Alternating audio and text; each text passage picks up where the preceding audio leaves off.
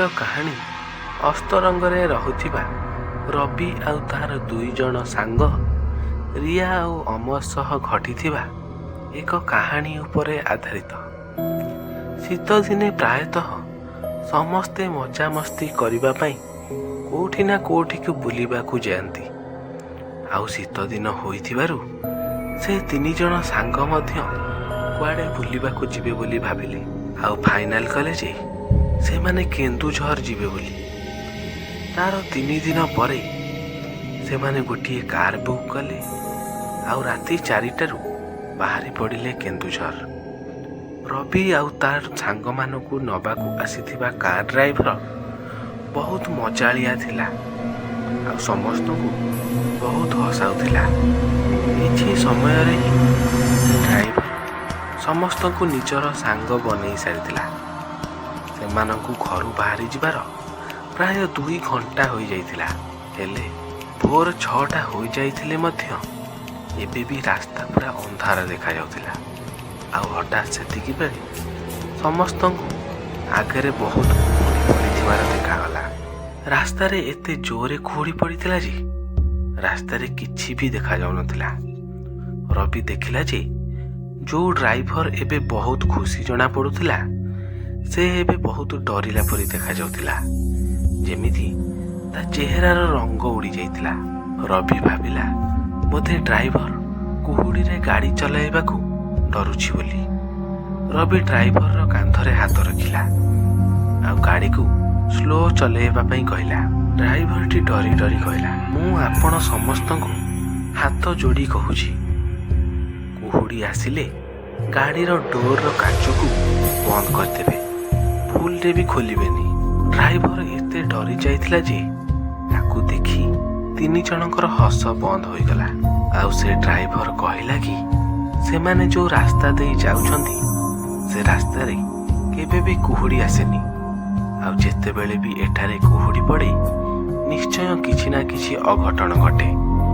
ରବି ଆଉ ତା ସାଙ୍ଗମାନେ ଡ୍ରାଇଭର କଥାକୁ ବିଶ୍ୱାସ କଲେନି। ସେମାନେ ତା କଥାକୁ ଅନ୍ଧବିଶ୍ୱାସ ବୋଲି କହିଲେ। ଆଉ ଦେଖୁ ଦେଖୁ ତାଙ୍କ ଗାଡ଼ି କୁହୁଡ଼ିର ଭିତରକୁ ଚାଲିଗଲା। କୁହୁଡ଼ି ବହୁତ ଅଧିକ ପଡ଼ିଥିଲା। ଡ୍ରାଇଭର ଧୀରେ ଧୀରେ ଗାଡ଼ି ଚଲାଉଥାଏ, ହେଲେ କାହାକୁ ବି ଆଗକୁ ରାସ୍ତା ଦେଖାଯାଉନଥିଲା। ଆଉ ହଠାତ୍ କାରରେ ବସିଥିବା ରିୟାକୁ ଜୋରରେ ବାନ୍ତି ଲାଗିଲା ଆଉ ସେ ଡ୍ରାଇଭର କହିଥିବା କଥାକୁ ଭୁଲିଗଲା ଆଉ ଗାଡ଼ିର କାଚ ତଳକୁ କରିଦେଲା ଆଉ ତାର ମୁହଁ ବାହାରକୁ ବାହାର କରିଦେଲା।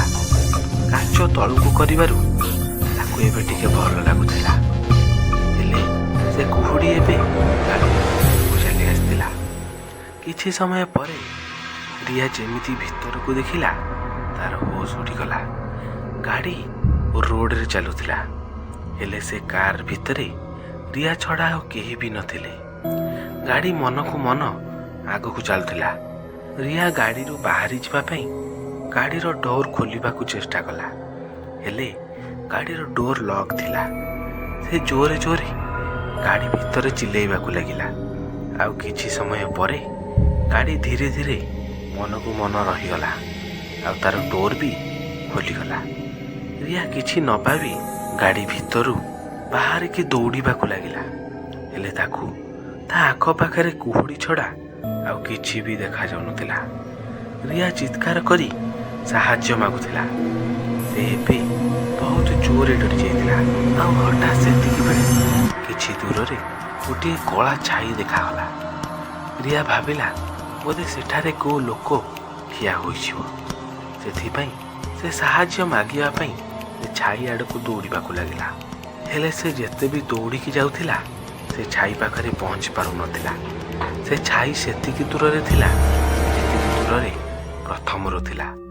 ରିୟା କିଛି ଭାବିବା ପୂର୍ବରୁ ତାକୁ ଏମିତି ଲାଗିଲା ଯେମିତି ତା ପଛରେ କେହି ଜଣେ ଠିଆ ହୋଇଛି।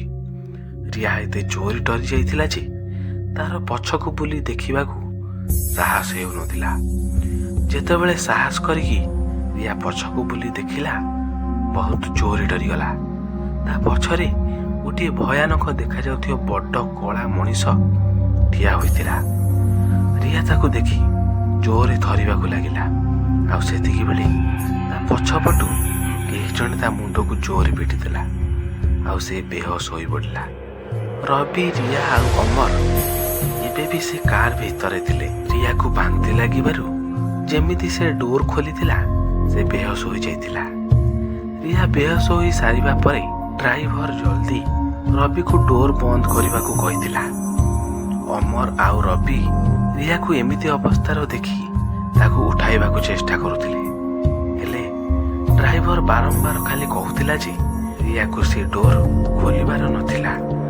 ରବି ଡ୍ରାଇଭରକୁ ଗାଡ଼ି ଜୋରରେ ଚଲାଇ ହସ୍ପିଟାଲ ଯିବାକୁ କହିଲା। ଡ୍ରାଇଭର ବି ରବିର କଥା ମାନି ଗାଡ଼ି ଜୋରରେ ଚଲାଇବାକୁ ଲାଗିଲା। ଆଉ ହଠାତ୍ ଗାଡ଼ି ଆଗକୁ ଗୋଟେ ଝିଅ ଆସିଲା ଭାରି। ଆଉ ଗାଡ଼ି ପିଟିରେ ଥିବାରୁ ଗାଡ଼ି ସେ ଝିଅ ଦେହରେ ଧକ୍କା ହୋଇଗଲା। ସେ ଝିଅ ଦେହରେ ଗାଡ଼ି ଧକ୍କା ହୋଇଯାଇଥିବାରୁ ଡ୍ରାଇଭରଟି ଗାଡ଼ି ସେଇଠାରେ ରଖିଦେଲା। ରବି ସେ ଗାଡ଼ିରୁ ବାହାରି ଦୌଡ଼ିକି ସେ ଝିଅ ଆଡ଼କୁ ଗଲା। ସେ ଦେଖିଲା ଗୋଟେ ଝିଅ ରକ୍ତ ଜୁଡ଼ୁବୁଡ଼ୁ ହୋଇ ରାସ୍ତା ମଝିରେ ପଡ଼ିଥିଲା। ରବି ଯେମିତି ତା ପାଖକୁ ଯାଇ ତାର ଚେହେରା ଦେଖିଲା, ସେ ବହୁତ ଜୋରରେ ଡରିଗଲା। ରକ୍ତାକ୍ତ ଅବସ୍ଥାରେ ପଡ଼ିଥିବା ଝିଅଟି ଆଉ କେହି ନୁହେଁ, ରିୟା ଥିଲା।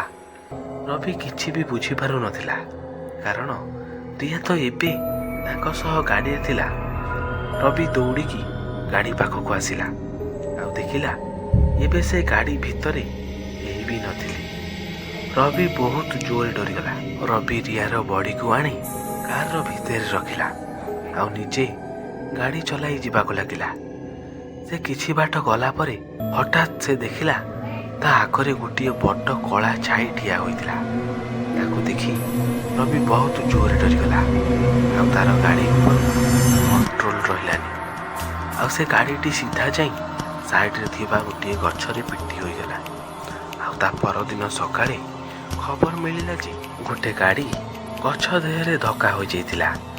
ଆଉ ସେ ଗାଡ଼ିରେ ରବି, ଅମର, ରିୟା ଆଉ ସେ ଡ୍ରାଇଭର 3 ଜଣ ଯାକ ରକ୍ତାକ୍ତ ଅବସ୍ଥାରେ ମରିଯାଇଥିଲେ। କାହାଣୀଟି ସରିଲା। ଯଦି ଆପଣମାନଙ୍କୁ ମୋ କାହାଣୀଟି ପସନ୍ଦ ଆସିଥାଏ ତାହେଲେ ମୋ ଚ୍ୟାନେଲ ଲିନୁ ଅଫିସିଆଲି 0.2କୁ ସବସ୍କ୍ରାଇବ୍ କରିବାକୁ ଜମାରେ ବି ଭୁଲିବେନି। ଆଉ ହଁ, ଯଦି ଆପଣମାନଙ୍କ ସହ ବି ଏମିତି କିଛି ହରର ଘଟଣା ଘଟିଛି ତାହେଲେ ଆମ ସହ ସେୟାର କରିବେ। ଆପଣ ଆପଣଙ୍କର ଷ୍ଟୋରି କହିଲେ ମୁଁ ତାକୁ ମୋ ନେକ୍ସଟ ହରର ଷ୍ଟୋରିରେ ଆଣିବାକୁ ଚେଷ୍ଟା କରିବି। ଦେଖା ହେବ ନୂଆ ଏକ ହରର ଷ୍ଟୋରିରେ। ରହୁଛି, ଜୟ ଜଗନ୍ନାଥ।